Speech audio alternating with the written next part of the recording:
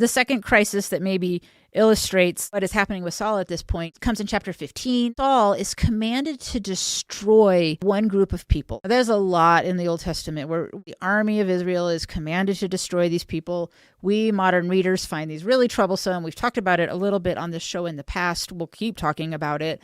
We're not going to go into that part right here, though. For now, Saul is commanded to go and destroy these people. He doesn't. What he does is he spares their best livestock and some of the people, including the king. And when confronted about it, instead of Saul saying, yes, you are right, this is what I did, he blames his own people, the Israelites, claiming the people wanted them for sacrificing. That's the reason I kept them, which is completely untrue. And the Lord sees through his deceit again. Samuel's response to all of this is actually one of the most chilling indictments in Scripture.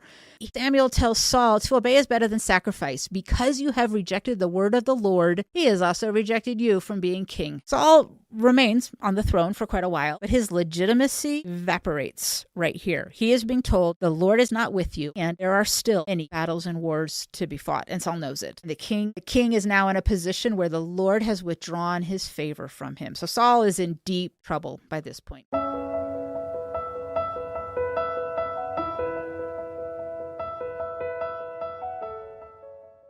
Hello, and welcome back to Fair's Come Follow Me for Old Testament Year. I am Jennifer Roach Lees. Today we are in 1 Samuel 1 through 16.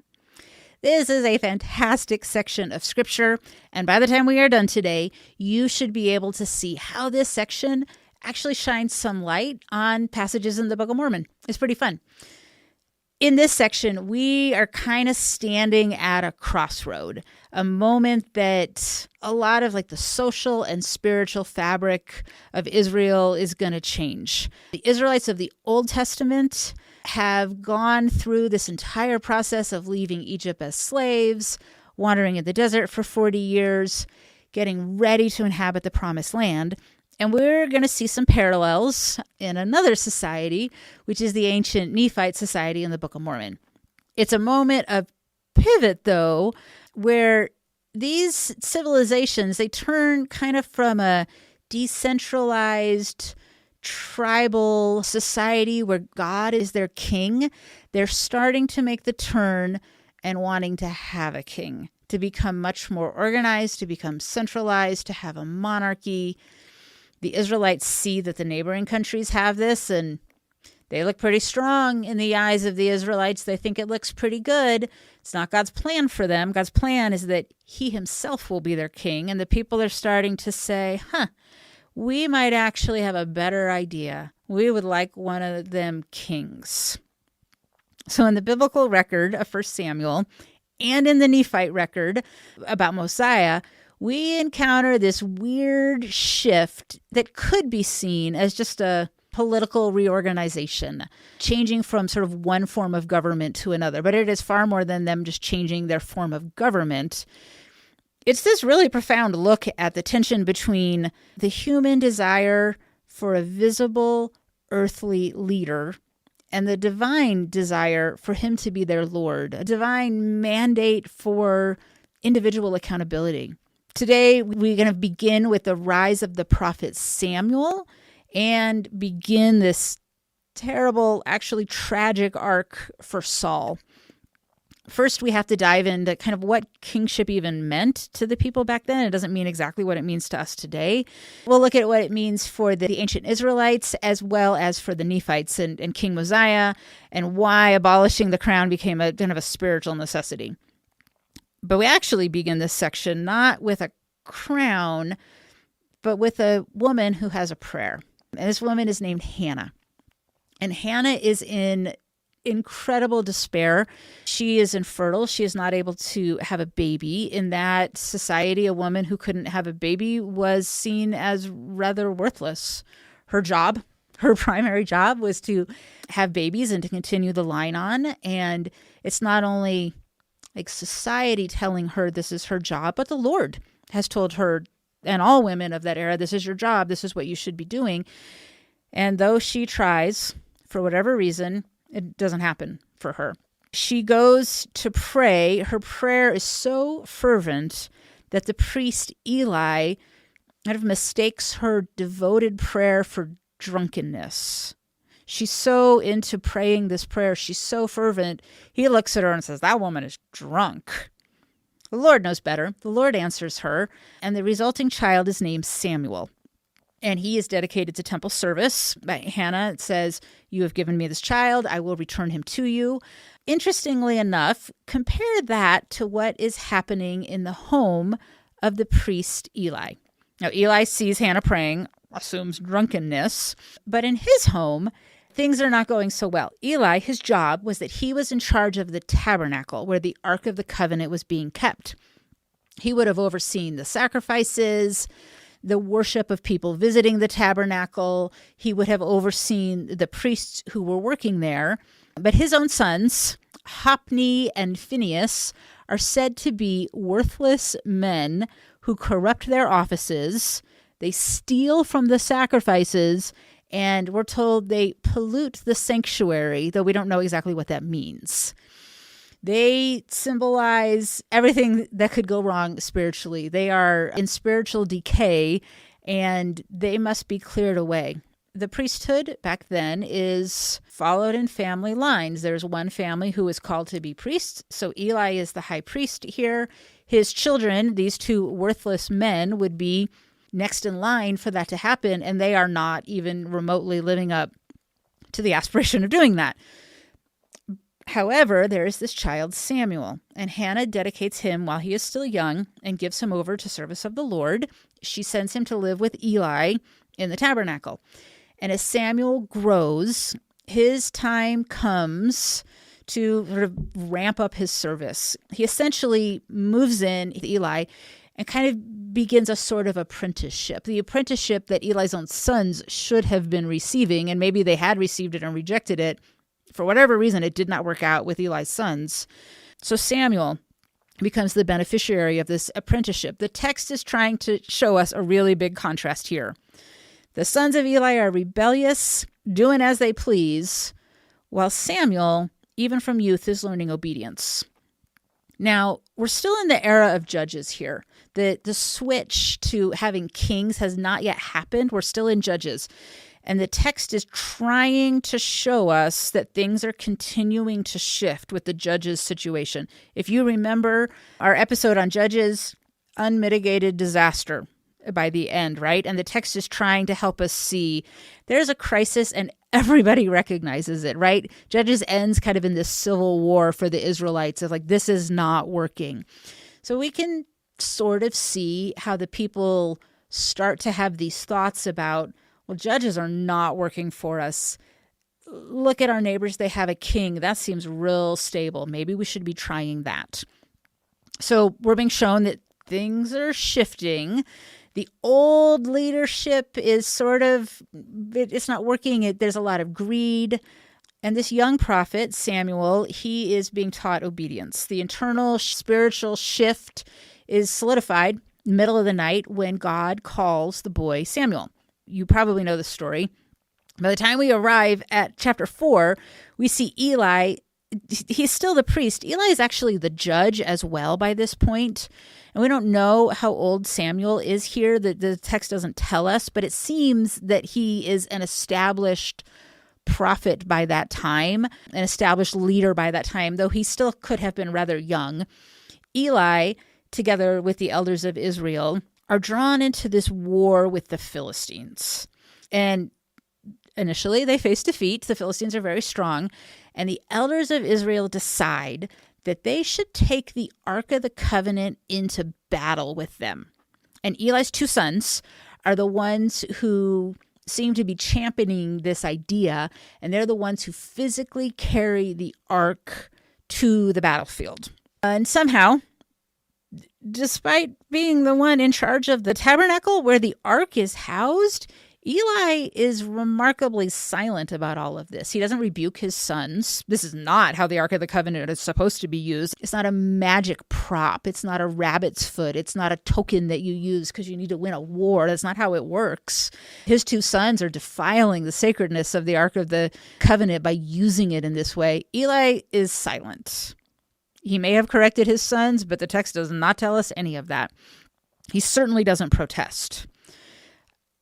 why was it so bad that they wanted to take the ark into battle? You could say, well, doesn't this show that they knew the power of God and the power was associated with this object? Well, yes, sort of. But they're not taking the ark into battle in any kind of way that indicates their submission to God's will. They're taking it as a good luck charm. They want God on their side, despite not willing to live the kind of lives that God has asked them to live, to obey the commandments, to act as priests that they are supposed to be. They don't want to do any of that, but they want the good luck charm that they believe the ark is going to bring. They think that God's power can be manipulated through an object, in this case, the ark, not that God's power can be won with obedience and faithfulness. They wanted a guarantee of victory, essentially, but they were not willing to give any kind of guarantee of obedience. They're asking God to do something for them, and they are fully admitting they are not willing to keep their side. And as you can guess, the result is a catastrophe. The Philistines capture the ark. Also, during the same battle, Eli's 2 sons are killed. It does not go well for them. When Eli hears the news, the text tells us that he falls over from shock and breaks his neck in the process, and he dies from his injuries. However, the ark proved to be more than the Philistines bargained for. They've captured it. They take it back. The Philistines, what they do is they put this ark, they know it's a holy object, and they put the ark in the temple of their god called Dagon, Dagon. And what happens is the ark being there somehow causes the idol, this idol Dagon, to tip over. Its head and its hands actually break off. In that era, head and hands would have been really symbolic, as if to say, this god can do nothing. He can't think. He can't do anything with his hands. Almost like the ark has defeated him just by being there. Other bad things follow. They move the ark around a little bit. Every time they do, the people associated with it get tumors. Many of them die. Finally, the Philistines kind of say we don't want this ark anymore. They put it on a cart pulled by cows. You might start to recognize the story. They return the ark, and there's sort of this national spiritual renewal for the Israelites. It's led by Samuel. And yet, despite this victory, the elders are kind of remaining uneasy. They start more and more to view this decentralized structure, the structure of judges, as a weakness. And they want a more permanent earthly solution to their leadership needs. The entire fiasco with the ark, yes, they get it back. It does not provide them with any sense of stability. It doesn't provide them with any sense of, we know what we're doing. It's just lots of judges and everybody doing what is right in their own eyes. And the elders of Israel, the leadership, starts to say, this does not seem sustainable. So Israel is facing this identity crisis. Despite getting the ark back, they're facing an identity crisis where they want to be like the other nations. A desire Samuel rightly interprets as a rejection of God as their true king. Samuel, gives them a very stern warning that the ways of the king would be bad. A king would bring heavy taxes, conscription of their sons into war. There would be a seizure of the best lands. The king would take those for himself.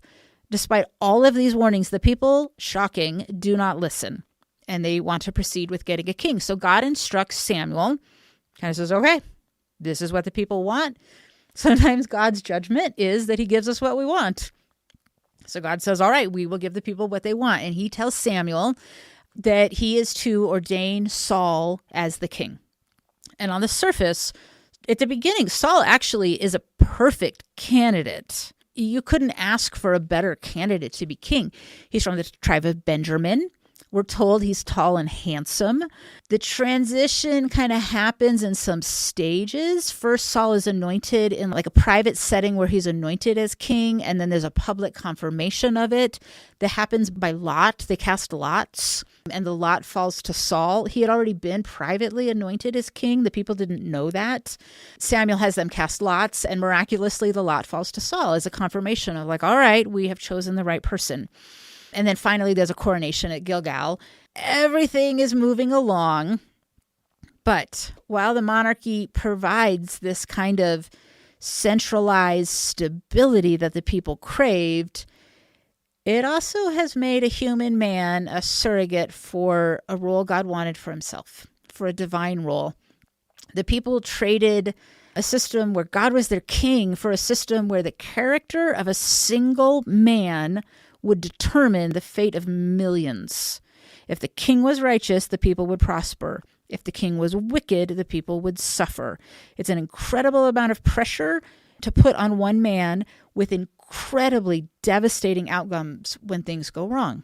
By about 1 Samuel 13, 14, 15, the monarchy is already starting to unravel.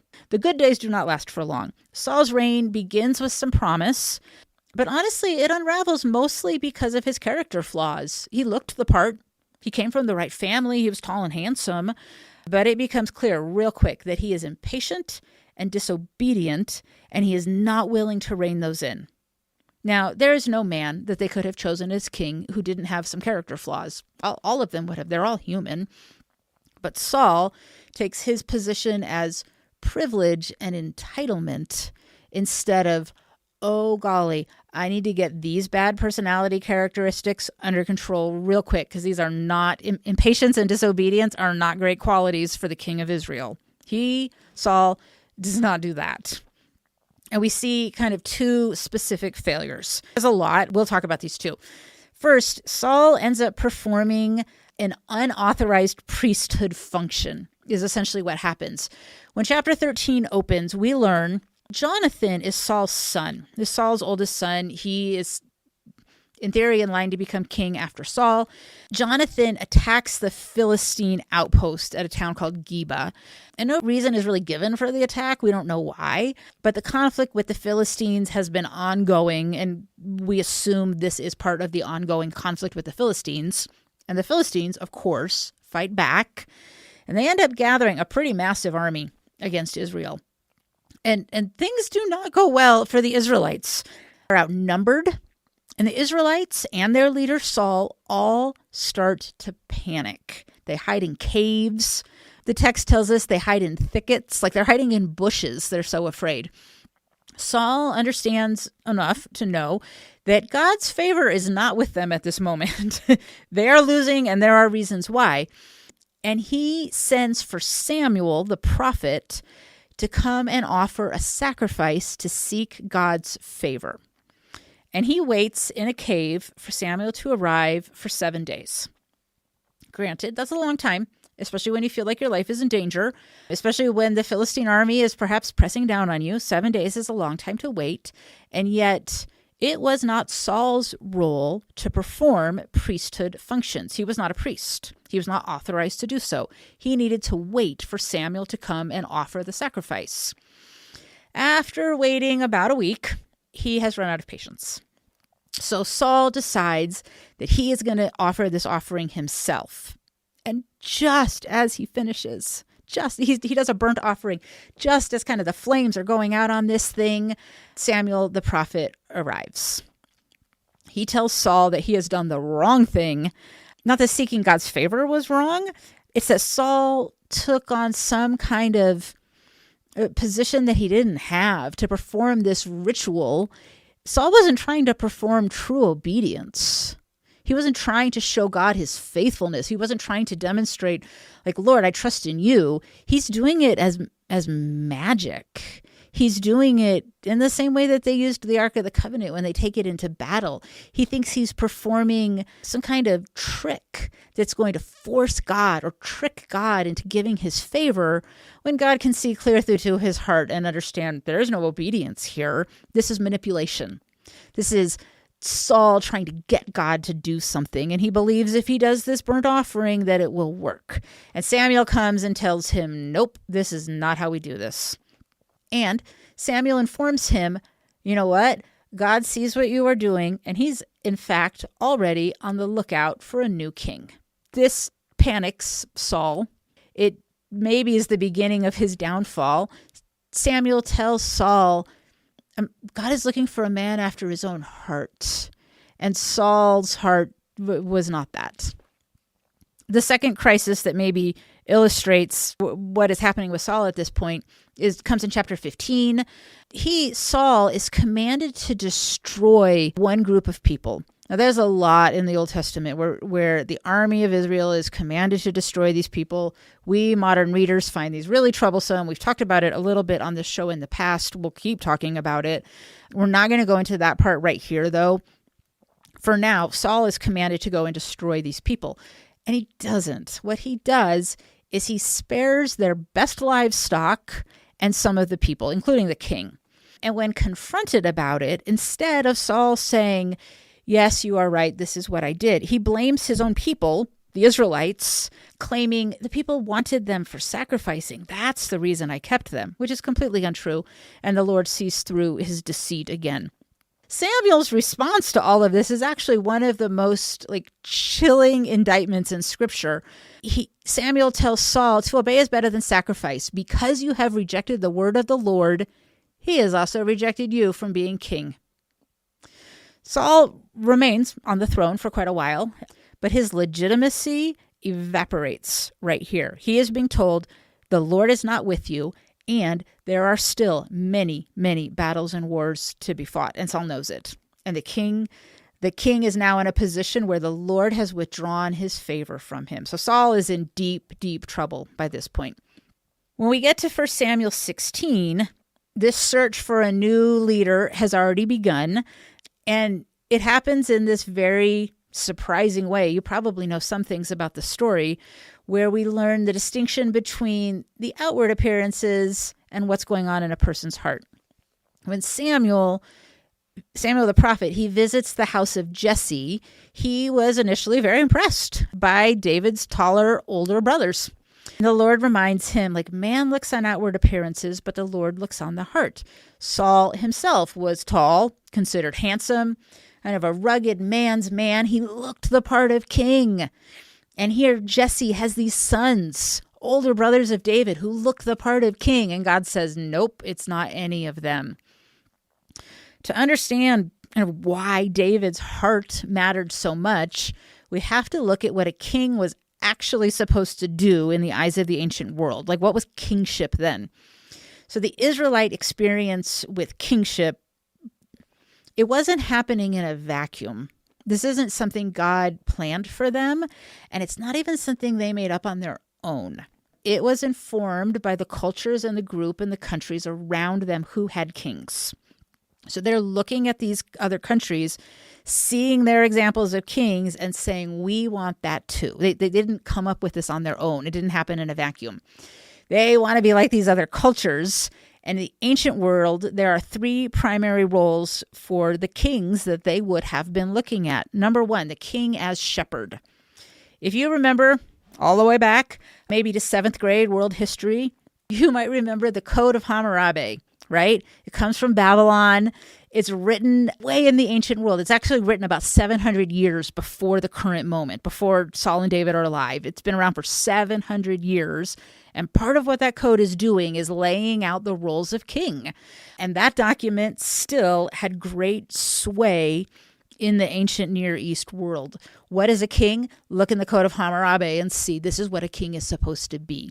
King in that document is seen as protector of his flock, ensuring that the strong do not oppress the weak, ensuring that the people have a land and enough peace to prosper. That's role number one for king as shepherd. Number two, king as lawgiver.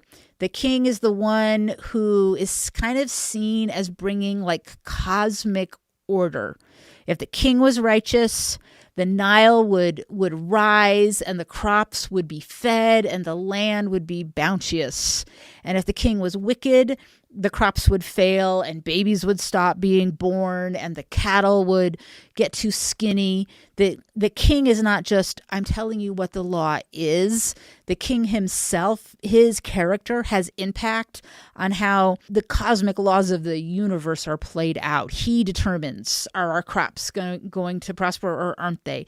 And he does that through, we would say, righteousness. These other countries influenced by this code of Hammurabi, they wouldn't necessarily have called it righteousness in the same way that we do, but it would be like the king's goodness. Third role is king as intercessor. In these other cultures, the king was also acting as like their version of a chief priest. They had their idols, they had their gods, lowercase g, that they worshipped, and the king was seen as the link between deity and the people. The king was kind of the mediator of those things. When Israel says that they want a king, they're absolutely looking at these three things, the way a king is being lived out in these other countries. And to their credit, they dilute it a little bit. They're not saying we want king as God, like perhaps some of the other people would have been doing. They recognize like Yahweh, like Heavenly Father, is the true king. They embrace this idea that the king's behavior is still crucial to the nation's success, but it's not linked exactly as hard as it is in some of these other countries. They recognize God is God and the king is the king, and the king might do things that God would have him not do. There's some slight nuance here. They're trying to keep some of their national identity as the people of the Lord, while also still kind of wanting it both ways, to also have a king. About 400 years later, when Lehi and his family leave Jerusalem, the old world concept travels with them to the new world. It eventually, it undergoes some pretty significant transformation of what does it mean to be a king. We don't see this happen in the Old Testament, but we do see it happen in the Book of Mormon, and it's actually pretty fascinating. If we go to King Mosiah, like Mosiah 29, we see centuries later, 400 or 500 years later, King Mosiah is faced with a very similar pivot that the people in ancient Israel are going through. However, Mosiah proposes the opposite of what Israel is doing. Instead of moving toward kingships, he wants to move back from kingship back to rule of judges. He sees getting rid of the monarchy as a spiritual necessity. He recognizes that while a righteous king brings blessings, a wicked king is a catastrophe, and he does not want this for his people. So Mosiah establishes the chief judge. In the Old Testament, we have many, many, many judges who all did what was right in their own eye. They were all essentially equal. Mosiah introduces this idea of chief judge, and the role kind of fused a few things together. Some judicial function, some executive function, some military power, but with some differences. First, judges lacked this idea that they were anointed by God to be king. In the ancient Near East, the countries surrounding Israel, as well as in Israel, the king is God's representative, and some countries push into that harder than others. Some countries say the king is God. Israel doesn't go quite that far, but the king still kind of gets this like semi-divine status. And Mosiah says, no, the chief judge is not that. They are not a semi-divine king. Second, the chief judge that Mosiah creates, he doesn't have power to alter established laws. A king could. A king could tear up all the laws at will and make all his own laws, and we see examples of kings doing that. And this limit on the power that Mosiah puts on the chief judge essentially keeps things from going off the rails quite a bit. But despite Mosiah's hopes, this experiment in liberty would be the way we call it, it was still pretty fraught with peril. The irony is that while he sought peace, he's doing this. He's stepping back from kingship to bring more peace. It is followed by 120 years defined by war and rebellion and assassinations and unrest. It does not bring peace. So why did those judgeships struggle? Well, probably a lot of reasons. Structurally, they're weaker because it kind of lacks the symbolic legitimacy. It lacks the supernatural status of like a consecrated king. The Nephite society is prone to this cycle of pride, some like eventual tribalization. Freedom is granted so that every person may answer for his own sins rather than having to answer for the sins of the king. But those sins seem to continue to escalate despite whether the chief judge is good or not. Under a king, the ruler bears the moral weight of the nation. And under a democracy, the weight is redistributed. Everyone bears their own sin. Every citizen becomes a moral actor responsible for the voice of the people. Liberty is not just freedom, it's responsibility, it's accountability. But it's also freedom to choose destruction. And sometimes they did. We see that throughout the Book of Mormon. The Book of Mormon is not some political tract for one form of government. This isn't critiquing one form of government or another, but it is interesting because it exposes this idea that the king situation was not going to be the way to make this work. Turns out the judge's situation didn't make it work either. What makes a society and a government work are the hearts of the individual people following the Lord and following the commandments and keeping their covenants. That's what makes it work. The Old Testament is also not a political tract. It's not trying to tell us this is the right form of government. It's trying to show us here's what happens when people's hearts are not aligned with the covenants that they've made and they are not interested in obedience. Both books, the Book of Mormon and the Old Testament, serve as a warning that agency requires freedom. And sometimes people choose destruction in the middle of that freedom. We're certainly going to jump back to what happens with King David, and we will see some of that play out in his life and his family. The ultimate message for Mosiah, Mosiah 29, really is this very sobering one. This is the quote: "If the time comes that the voice of the people doth choose iniquity, then is the time that the judgment of God will come upon you." So the advantage that they had is it's much more tied together. Your individual choice is much more tied to the judgment of God, not just the choices the king is making. It suggests that the stability of a nation relies not on the structure of the king, of the structure of the government, the heart of the king, but it relies on the heart of the people. And that turns out actually to be true in the days of Saul and David as well. We are going to continue to see this play out for David and his family. When they obey and when they take accountability for their actions, things go well. And when they don't, the pride cycle runs in the Old Testament, just like it runs in the Book of Mormon, and that reigns over the people and destruction comes. Next week, we will look at David's rise and reign and all the things that we can learn from him. We'll see you then.